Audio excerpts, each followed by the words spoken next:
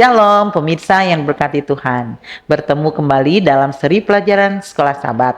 Sebelumnya mari kita berdoa. Kami puji muliakan nama-Mu Allah yang maha baik, yang senantiasa menyertai kami dari hari ke hari hingga pada petang hari ini.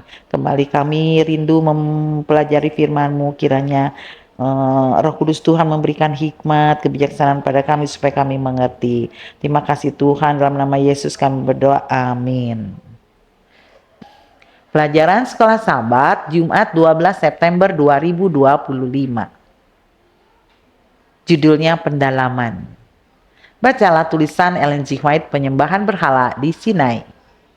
Dalam Alfa dan Omega, jilid 1, halaman 371 sampai 389. Pelajaran pekan ini menyajikan fokus khusus pada pekerjaan Allah di dalam diri orang percaya. Tuhan dapat melakukannya di dalam kita, melakukan jauh lebih banyak daripada yang kita doakan atau pikirkan. Efesus 3 ayat 20.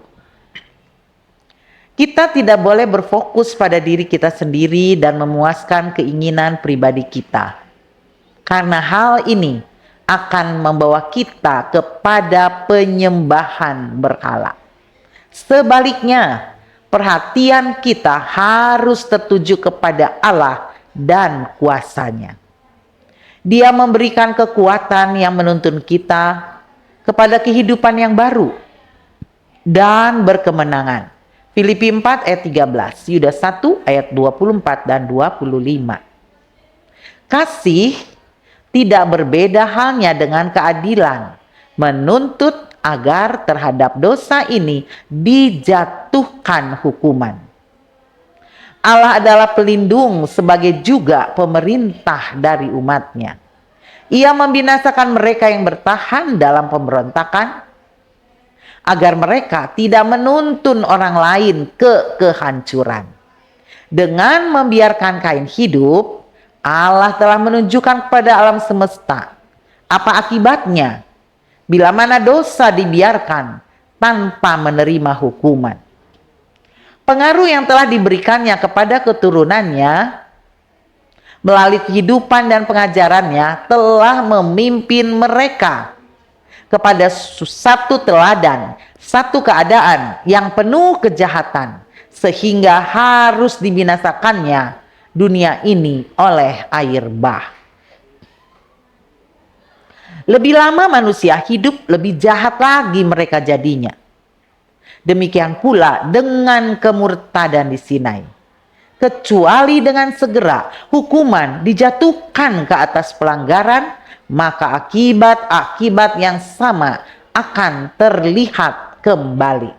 Ellen G. White, Alfa dan Omega, jilid 1 halaman 382-383. Pertanyaan-pertanyaan untuk diskusi. Renungkanlah pertanyaan di akhir pelajaran hari Senin.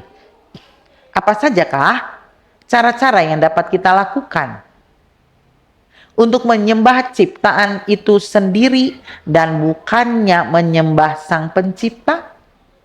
Sebagai contoh, bagaimana kita dapat berusaha untuk menjadi penata layan yang baik bagi bumi dan berusaha untuk melindungi lingkungan tanpa menyembahnya atau menjadikannya sebagai berhala?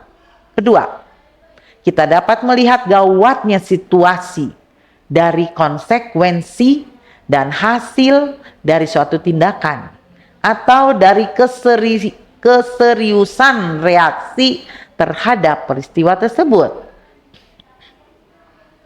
Mengapa Musa memerintahkan untuk menghukum mati orang-orang yang dengan keras kepala menolak untuk bertobat dan terus melanjutkan pemberontakan mereka terhadap Allah dan ajarannya?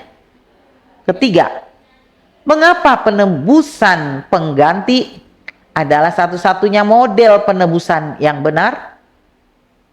Mengapa teori penebusan apapun yang menyangkal atau meremehkan fondasi substitusi dari Injil merupakan kesalahan teologis yang menyedihkan? Baca 1 Petrus 2 ayat 24. Ketiga, bagaimanakah ayat ini dengan penuh kuasa mengungkapkan ide tentang Yesus sebagai pengganti kita? Tuhan memberkati. Mari kita berdoa. Terima kasih Tuhan, kami telah membaca kesimpulan pelajaran sepanjang minggu ini, mengajarkan kami agar kami tidak mengalihkan perhatian kami kepada Tuhan, karena itu dapat membawa kami jatuh ke dalam dosa, bahkan menyembah Allah-Allah lain yang menggantikan Allah yang hidup, yang menciptakan alam semesta. Tuhan sanggupkan kami untuk hanya beribadah kepadamu saja. Terima kasih untuk jawaban doa kami, dalam nama Yesus kami sudah berdoa. Amin.